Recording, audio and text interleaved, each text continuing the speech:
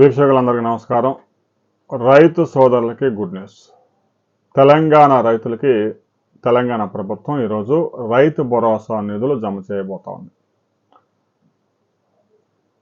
70 లక్షల ఎకరాలకు సంబంధించి 70 లక్షల మంది రైతుల ఖాతాల్లో 3,500 కోట్ల రూపాయలు ఈరోజు ఖాతాల్లో జమ చేయబోతా ఉన్నారు.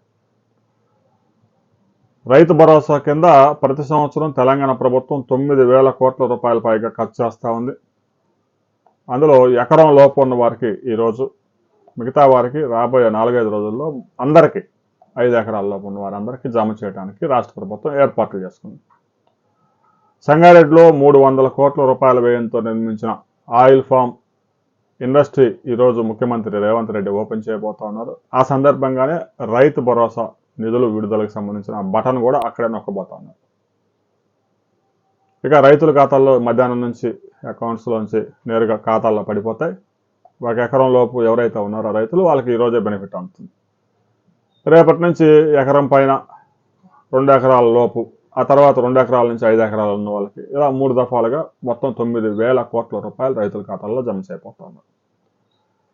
ఇక తెలంగాణ ప్రభుత్వం రైతుల నుంచి పంటలు కొనుగోలు చేసేందుకు రైతులు పండించిన పంటలకి 3,500 కోట్ల రూపాయలు బోనస్గా కేటాయించింది. దేశంలోనే ధాన్యం ఉత్పత్తిలో తెలంగాణ ఇటీవల కాలంలో నెంబర్ 1గా మారింది. సన్న ధాన్యం పండించిన రైతులకి క్వింటాకి 500 రూపాయల బోనస్ కూడా రాష్ట్ర ప్రభుత్వం చెల్లిస్తూ ఉంది. దీంతో రైతులంతా సన్నధాన్యం పండిస్తూ ఉన్నారు. పౌర సరఫరాల శాఖ ద్వారా తెలంగాణ ప్రభుత్వం సన్న బియ్యాన్ని సప్లై చేస్తూ ఉంది.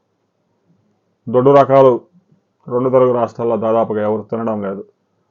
అవి తీసుకెళ్ళి జనానికి అంటగట్టడం, అవి జనం అమ్ముకోవడం, కాకినాడ పోర్టుకు తీసుకురావడం, ఆఫ్రికాకి ఎక్స్పోర్ట్ చేయడం, ఇవన్నీ లేకుండా తెలంగాణ ప్రభుత్వం తీసుకున్న నిర్ణయం ఎవరైతే బియ్యం సప్లై చేస్తున్న రాష్ట్రాలు ఉన్నాయో ఆ రాష్ట్రాలన్నిటికీ ఆదర్శంగా నిలుస్తుంది. సన్న బియ్యం సప్లై చేస్తే జనం తినడానికి ఉపయోగపడతాయి. దొడ్డు రకాలు తినడం లేదు. ఎన్టీ రామారావు ఇచ్చిన కాలంలో ఆ రోజుల్లో బియ్యం దొరకడమే కష్టం కాబట్టి తిన్నారు. ప్రస్తుతం అలాంటి పరిస్థితి లేదు. సన్న బియ్యం ఇస్తే ప్రజలకు ఉపయోగపడతాయి. దొడ్డు బియ్యం ఇస్తే అక్రమార్కుల ఖాతాలో చేరతాయి.